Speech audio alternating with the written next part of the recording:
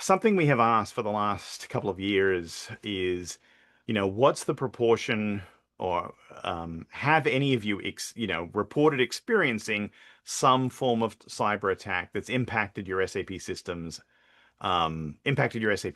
right? We didn't necessarily have a time frame on that.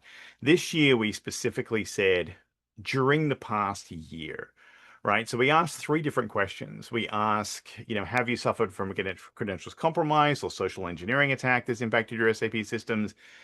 Have you suffered from a ransomware or malware attack that's impacted your SAP systems? Or have you suffered from a cybersecurity attack that's impacted your SAP systems during the past year? Now, across the board, 23% of respondents said they'd experienced some form of attack that had impacted their SAP systems, right? So they could have been credentials compromised, it could have been ransomware or malware, it could have been um, a cybersecurity attack, right? So that's just consolidating the numbers. So how many people out of the total number of survey respondents, actually had experienced some form of attack. But what's interesting is that those with the greatest level of cybersecurity maturity, only 11% of them reported a credentials compromise, a ransomware or malware attack, or a cybersecurity attack. For those with a medium or average level of cybersecurity posture, 15% across the board.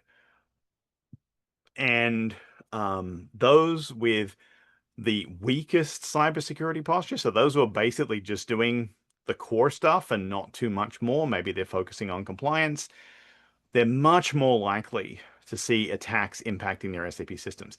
36% of those had experienced a credentials compromise, a ransomware attack, or another 36% a ransomware malware attack, and then just 21% a cybersecurity attack. So that's revealing because what it says is if you're just doing the core stuff, your systems, your SAP systems are far more vulnerable to attack than those who have greater of insight into their cybersecurity across the organization.